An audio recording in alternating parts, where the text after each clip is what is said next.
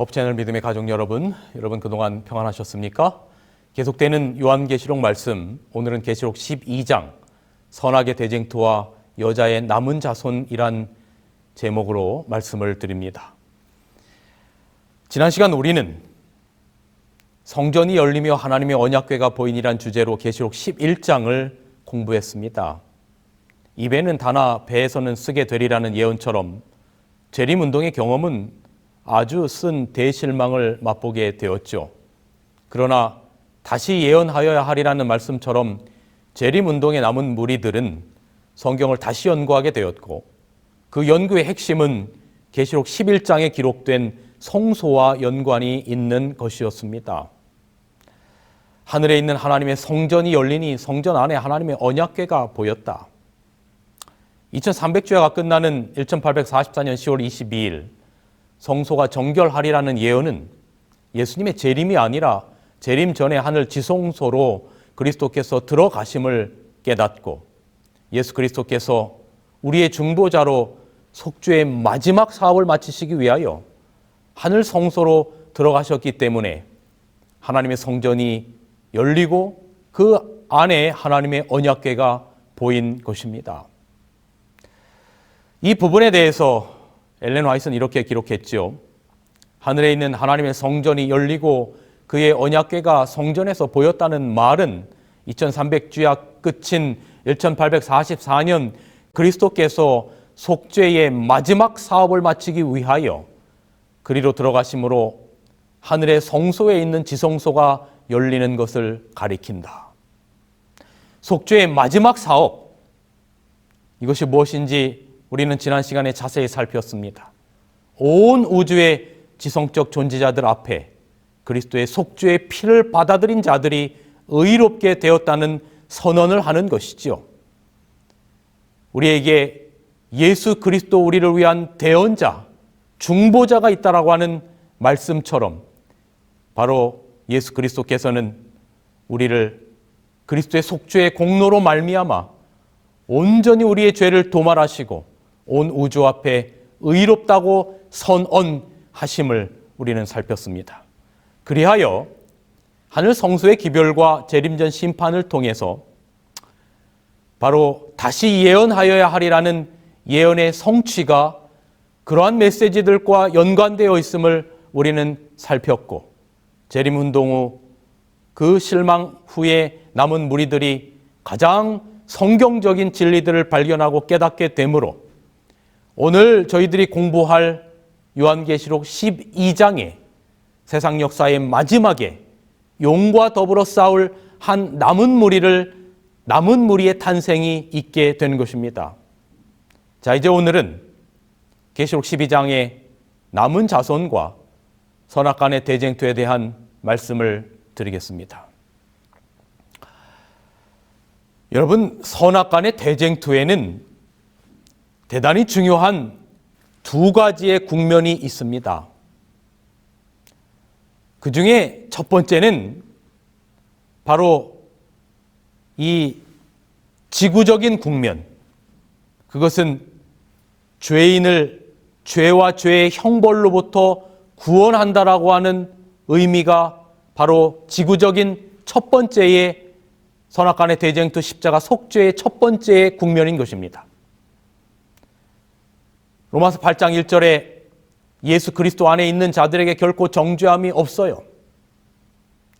우리가 아담의 범죄 이후에 우리는 죄로 말미암아 죽을 수밖에 없고 죄의 형벌인 사망으로부터 해결할 수 있는 방법이 없지만, 예수 그리스도의 십자가의 속죄는 우리를 죄와 죄의 형벌로부터 구원했다라고 하는 이 놀라운 십자가 속죄의 선악의 대쟁투의 지구적인 국면을 우리는 이미 다 이해하고 있습니다. 또 다른 선악의 대쟁투의 대단히 중요한 국면은 바로 우주적인 국면입니다. 하나님과 그분의 백성을 위한 예수 그리스도의 우주적인 옹호가 있는 것입니다. 이것을 저희는 지난 시간에 잠시 살폈습니다. 계시록 11장 19절에 하나님의 성전이 열리고 성전 안에 하나님의 언약궤가 보였습니다. 특별히 오늘은 선악의 대쟁투의 이 우주적인 국면에 대한 이야기를 좀 더 드리려고 합니다. 예수님의 십자가 사역은 우리를 죄와 죄의 형벌에서 구원시키는 것보다 더욱더 우주적이고 광범위한 사건입니다.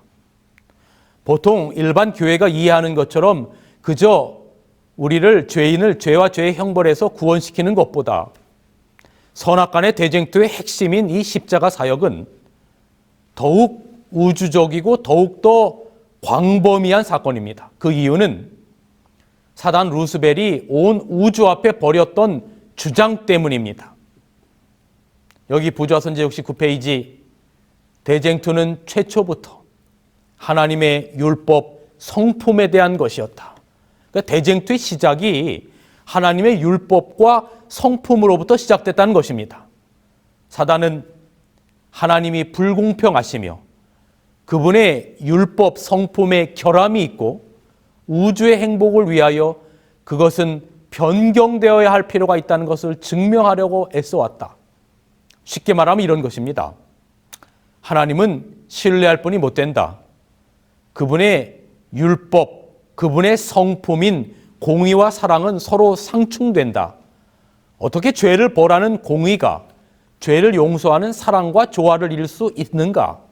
그러므로 그분의 품성의 사본인 율법도 신뢰할 것이 못 된다 하는 것이 사단이 온 우주 앞에 했던 바로 고소인 것이죠.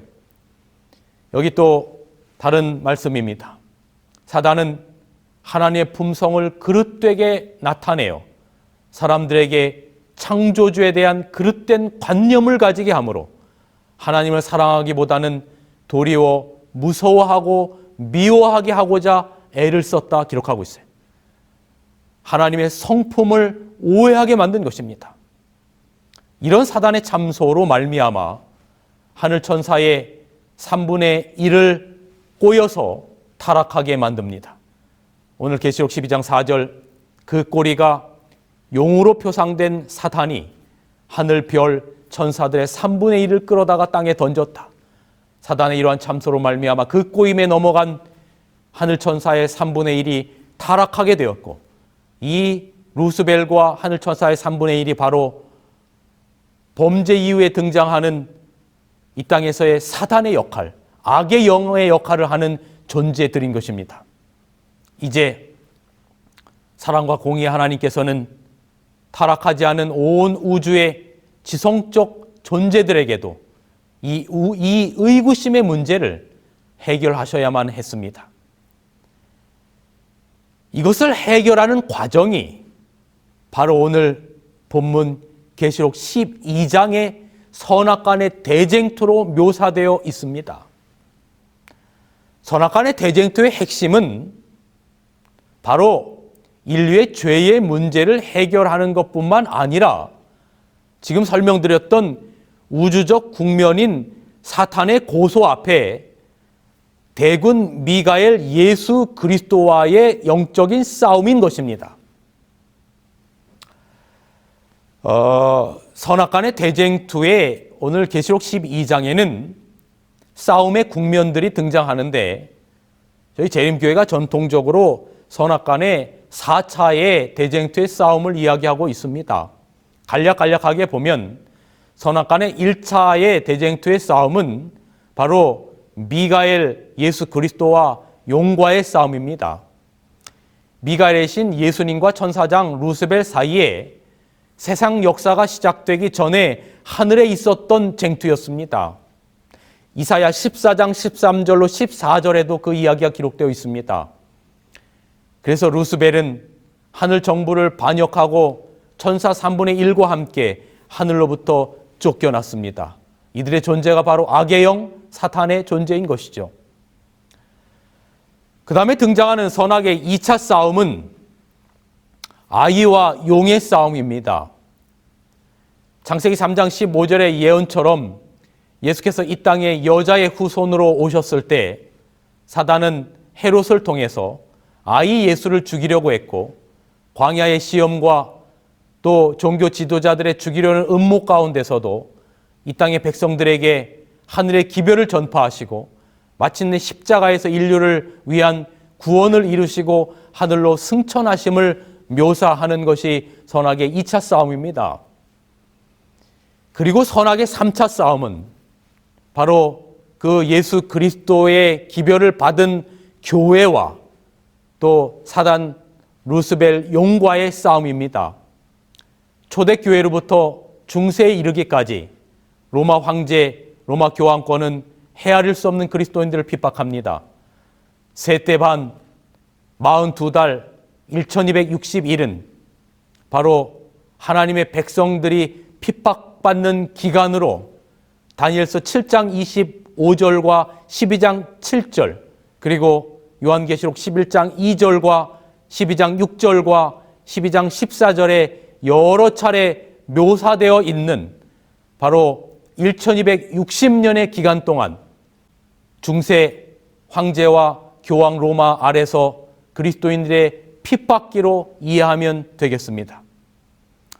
마지막에 등장하는 선악의 4차 싸움은 여자의 남은 자손과 사단 용과의 싸움인데 예수님께서 재림하시기 직전 세상 역사의 마지막에 하나님의 계명을 지키며 예수의 증거를 가진 여자의 남은 자손과 사단 사이의 쟁투를 묘사하고 있습니다.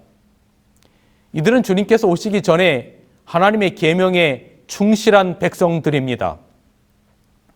예언의 증거는 계시록 19장 10절에 힌트를 주고 있는데 대언의 영, the spirit of prophecy, 성령과 관계가 있습니다. 즉 성령의 역사로 그의 종 선지자를 통하여 마지막 시대에 주어지는 기별을 의미하는 것이죠. 그래서 하나님의 계명과 이 성령의 역사로 말미암아 주어지는 기별을 가진 세상 역사의 마지막에 나타날 여자의 남은 자손과의 사탄과의 싸움, 이것이 선악의 대쟁투의 국면의 마지막 단계인 것입니다. 간략하게 살펴본 이 선악 간의 싸움의 대쟁투의 역사 가운데에 그 중앙에 들어있는 핵심은 바로 예수 그리스도의 십자가에 있습니다. 그 십자가에서 온 우주의 거민들은 사단의 주장이 얼마나 거짓된 것인가를 깨닫게 됩니다. 죄를 지은 인간은 죽어야 한다라고 하는 공의와 인간을 사랑하시는 바로 사랑이 십자가에서 만난 것입니다. 여기 엘렌 화이트는 이렇게 기록하고 있습니다. 그리스도의 목표는 공의와 자비를 조화시키는 것이었다. 그는 하늘과 땅 사이에 십자가를 심으시고 그것을 두 길 곧 사랑과 공의를 끌어당겨 서로 만나게 하는 물건이 되게 하셨으며 그 깊은 수렁을 건너서 사랑과 공의를 하나로 묶어 놓았다. 제가 참 좋아하는 영감의 말씀입니다. 십자가로 말미암아 사랑과 공의를 묶어 놓았다. 사단의 고소에 대한 답이 되는 것입니다. 여러분, 죄가 만든 근본적인 상태는 분리입니다. 하나님과 우리 사이를 내었고 하나님의 아들과 하늘을 분리시켰습니다. 영원한 생명으로부터 생명으로부터 죽음으로 분리시켰습니다. 이 문제를 한 곳에 다시 만나게 하고 해결한 사건이 바로 십자가 사건입니다. 그 분리로부터 연합을 만들어 내었습니다. 이걸 우리는 속죄라고 말합니다. 이 속죄라고 하는 말의 이 영어 단어가 아톤먼트라는 말인데 여기 아톤먼트라고 하는 이 속죄의 말을 이렇게 분리를 해보면 앞에 아톤할 때 at는 우리가 at 하는 위치를 나타내는 그런 의미죠. 그래서 우리가 뭐 예를 들어서 at school 뭐 이렇게 하듯이 그 다음에 아톤먼트의 AT는 위치를 나타내고 그 다음에 ONE는 원 하나입니다. 그 다음에 멘트는 상태를 나타내는 명사형 어미예요. 즉 다시 말하면 속죄 아톤먼트의 뜻이 뭐냐면 한 장소에 있는 상태, 하나가 된 상태, 이것을 속죄라고 말하는 것입니다. 이 모든 것이 오직 그리스도의 십자가로 말미암아 가능케 됩니다. 그래서 그분의 십자가의 대속적 희생은 하늘과 땅, 인간과 하나님, 하나님의 공의와 사랑을 한 곳에서 만나게 한 것입니다. 온 우주를 통일시킬 수 있는 유일한 토대요 기초가 된 것이 바로 선악간의 대쟁투의 핵심인 십자가 사건인 것입니다. 바울도 그 사실을 골로새서 1장 20절에 이렇게 설명합니다. 그의 십자가의 피로 화평을 이루사. 십자가의 피로 뭐를 이뤘어요? 화평을 이뤘어요. 이게 바로 아톤먼트 속죄입니다. 한 곳에 있게 만든 겁니다. 여러분, 사람끼리 감정이 나쁘면 결단코 한 곳에 있을 수 없어요. 분리가 되는 겁니다. 마음이 하나가 돼야 한 곳에서 화평이 되는 거예요. 그래서 십자가로 말미암아 죄인과 하나님을 한 곳으로 묶어놓고 하나님의 사랑과 공의를 한 곳으로 묶어놓은 것입니다. 화평을 이루사 만물 곧 땅에 있는 것들이나 하늘에 있는 것들을 그로 말미암아 자기와 화목게 되기를 기뻐하셨다. 이런 십자가, 바로 이것이 속죄의 우주적이고 광범위한 개념인 것입니다. 이 선악간의 대쟁투에서 사단은 십자가로 말미암아 그가 온 우주의 태초부터 고소했던 하나님의 성품과 율법의 문제가 거짓이었다라고 하는 것이 온 우주 앞에 드러남으로 말미암아 사단은 더 이상 우주 거민에게 나아갈 수 없도록 바리케이트가 쳐집니다. 그리고 우주에서 쫓겨납니다. 이제 그의 시선을 오로지 이 죄로 말미암아 우주 가운데 고통당하는 이 지구로 쏠리면서 특별히 세상 역사의 마지막 남은 자손에게 사단의 시선은 포커스가 맞춰지는 것입니다. 사단이 많이 화가 났어요.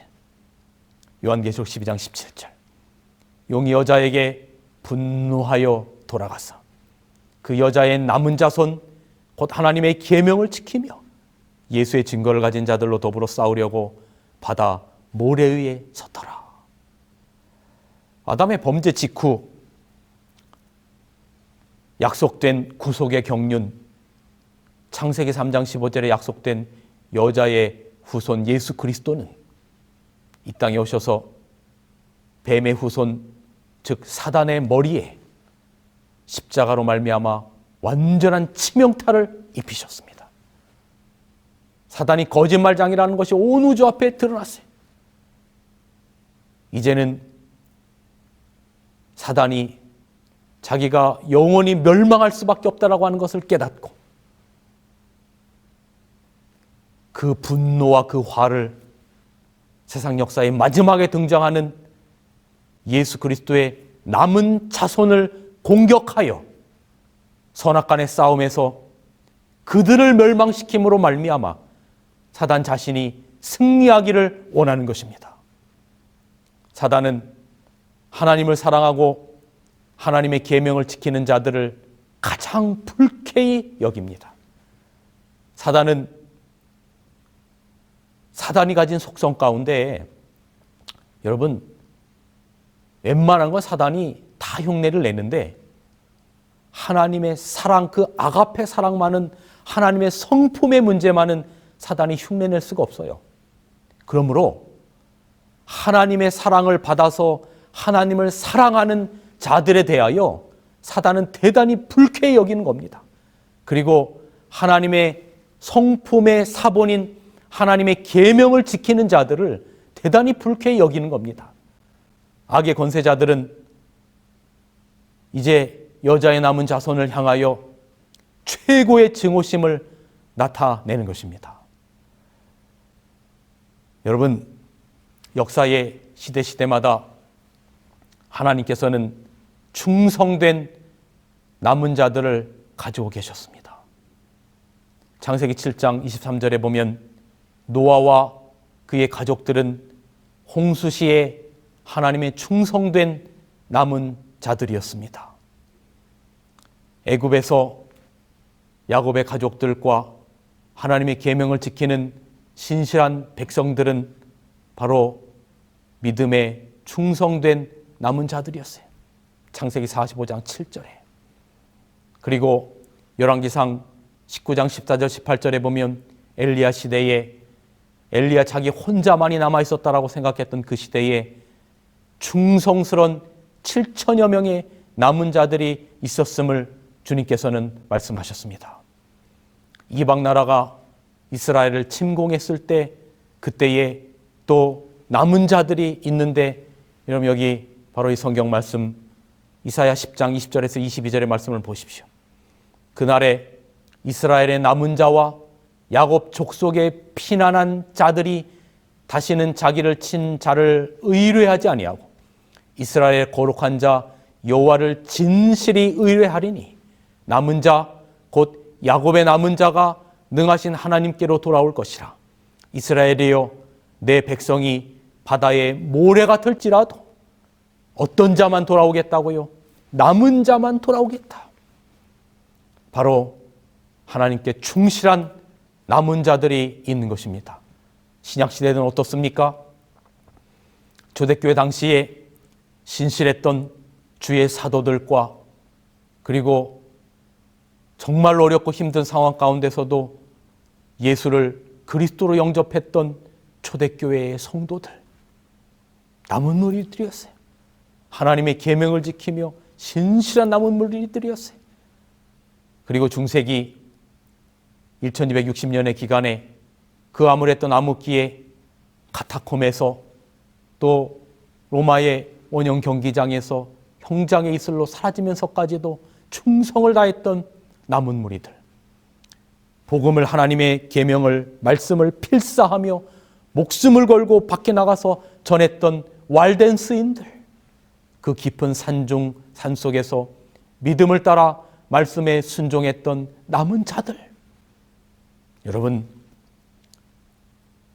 시대마다 하나님의 남은 자들은 하나님의 계명을 지키며 예수 그리스도의 성품을 드러내는 남은 무리로 살았던 자들입니다. 그런데 오늘 요한계시록 12장은 이런 선악간의 대쟁투의 역사 가운데 세상 역사의 마지막에도 남은 무리의 출현이 있을 것을 이야기합니다. 계시록 12장 17절에 그들의 특징이 무엇이냐? 용이 분노하여서 진노하는 그들의 특징이 무엇이냐? 하나님의 계명을 지키며 하나님을 너무 사랑해서 그분이 지키라고 한 그분의 계명을 충성되이 지키며 안식일을 포함한 하나님의 계명을 십계명을 준수하는 무리들이 있을 것을 말하는 것입니다. 또한 예수의 증거를 가진 자, 여러분 예수의 증거는 요한계시록 19장 10절에 대언의 영, the spirit of prophecy, 대언의 영이라는 말씀처럼 바로 이 예수의 증거는 성령의 은사와 대단히 깊은 관련을 맺고 있습니다. 예언, 대언이라고 하는 말은 하나님의 선지자를 통하여 전하신 영감된 기별을 말합니다. 혹은 베드로서 1장 21절의 말씀처럼 성령의 감동하심을 입은 사람들이 하나님께 받아 말한 기별을 말하는 것입니다. 그래서 마지막 시대에 등장하는 여자의 남은 자손은 하나님의 계명을 신실히 준수하며 바로 영감된 기별을 가진, 선지자의 영감된 기별을 가진 바로 백성들입니다. 제7일 안식일 예수 재림교회는 세상 역사의 마지막에 계시록 14장에 기록된 창조주 하나님을 온 세상에 선포하며 하나님께서 하나님의 말씀 가운데 분명히 약속하신 창조의 기념일인 안식일에 대하여 온 세상에 선포하며 예수님의 재림이 가까워왔음을 성경과 선지자를 통하여 주신 영감의 글로 온 세상에 선포하는 남은 무리의 사명을 가졌음을 저희는 그렇게 믿습니다. 자, 이런 우리를 이 시대에 남은 무리로 세우신 이유는 무엇 때문입니까? 우리에게 주신 사명 때문입니다. 여기 교회 증언 4권에 이런 말씀이 있습니다. 교회는 여전히 시련의 때를 목도하게 될 것이다. 그는 베옷을 입고 예언할 것이다. 그들은 세상에서 그분의 증인들이 되어야 한다. 곧 그분께서 준비하시는 날에 그들은 특별하고도 영광스러운 일을 하기 위하여 그분의 도구들이 되어야 한다. 여러분, 잠시 여기서 저희가 생각해 보아야 될 문제는 하나님께서 세상 역사의 마지막에 남은 무리를 하나님의 계명을 지키며 예수의 증거를 가진 남은 무리를 부르신 이유가 그들만의 구원을 위해서 부르신 것이 아닙니다. 우리가 구원을 받는 것은 예수 그리스도의 속죄의 사역과 속죄의 보혈 이외에는 우리를 구원할 것이 아무것도 없습니다. 그렇다면 용이 분노하여 돌아가서 하나님의 계명을 지키며 예수의 증거를 가진 그 남은 무리들이 가지고 있는 사명이 그들 스스로의 구원이 아니라면 하나님께서 이 세상 역사의 마지막에 남은 무리를 두신 사명이 무엇입니까? 이 말씀 가운데 그 답이 있습니다. 신랑의 오심을 기다리는 자들은 백성들에게 너희 하나님을 보라고 외쳐야 한다. 세상에 비칠 마지막 자비의 빛, 곧 세상에 전파되어야 할 마지막 긍휼의 기별은, 남은 무리들이 전해야 될 그 기별은 하나님의 계명과 예수의 증거를 가진 여러분과 제가 전해야 될 마지막 긍휼의 기별은 하나님의 사랑의 품성을 드러내는 것이다. 하나님의 자녀들은 하나님의 영광을 드러내야 한다. 그들은 저희의 생애와 품성을 통하여 저희를 위하여 행하신 하나님의 은혜를 나타내야 한다. 의의 태양 광선이 선행될 곧 진실한 말과 거룩한 행실을 통하여 비치게 되어 있다. 여러분, 세상 역사의 마지막에 남은 무리를 세우신 이유는 바로 사명입니다. 사명입니다. 남은 자손은 그들만의 구원을 위해서 선택받은 무리가 아닙니다. 지금도 구원받아야 될 수많은 사람들이 예수 그리스도의 이름을 부르지만 제대로 진리를 깨닫지 못하고 하나님의 성품을 깨닫지 못하는 수많은 무리들이 지금도 세상 곳곳에는 있습니다. 그들을 위하여 그리스도의 성품을 전하기 위해서 우리는 사명을 위해서 선택받은 무리들입니다. 그 사명이 무엇입니까? 하나님의 성품을 세상에 드러낸 것입니다. 그분이 우리의 창조주이심을 새 천사의 기별의 첫째 천사의 기별처럼 드러내는 것입니다. 안식일을 통하여 우리에게 어떠한 사랑을 베푸셨는지를 드러내는 것입니다. 거룩한 안식일을 우리가 준수함으로 세상의 창조주 하나님이 우리를 목숨처럼 사랑하시는 창조주 하나님이 계시다는 걸 드러내는 것입니다. 지옥불이 있는 것이 아니라 예수께서 이 땅에 오시기 직전에 우리는 그리스도 안에서 잠들다가 흙으로 돌아가 있다가 영원한 생명으로 부활할 것을 드러내는 것입니다. 여러분, 우리가 가진 교리는 그 교리 자체로 끝나는 것이 아니라 그 교리를 통하여 예수 그리스도의 성품이 얼만큼 기가 막히게 들어있는지를 우리가 깨닫고 전해야 되는 것입니다. 안식일 계명은 율법주의적으로 지키는 것이 안식일 계명이 아니라 그 안식일 계명을 통하여 우리를 얼마나 창조로서 사랑하시는지를, 창조주로서 우리를 기뻐하시는지를 전하는 바로 그것 속에서 안식일의 핵심 기별이 있다고 생각합니다. 그분이 우리의 창조주 하나님이 되시고, 그분이 우리의 구속주 하나님이 되시고, 지금도 어떠한 사랑으로 우리가 돌아오기를 기다리시는지를 세상에 드러내는 사명, 그 사명을 가진 백성들이 여러분과 저인 것입니다. 우리가 거룩한 안식일에 구별된 옷을 입고 주님의 전을 기쁜 마음으로 찾으면서 이웃들에게 안식일의 기쁨을 설명하고 예수 그리스도를 만난 기쁨을 설명하고, 이것이 오늘 우리들의 안식일을 지키는 대단히 중요한 의미가 되겠죠. 우리는 여러분 결론을 압니다.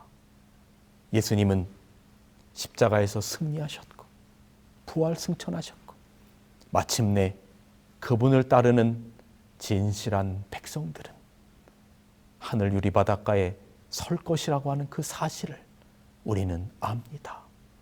여기 영감의 글에는 이렇게 기록되어 있어요. 사단의 집요한 반대에도 불구하고 구속의 경륜은 착착 진행되어 있었다.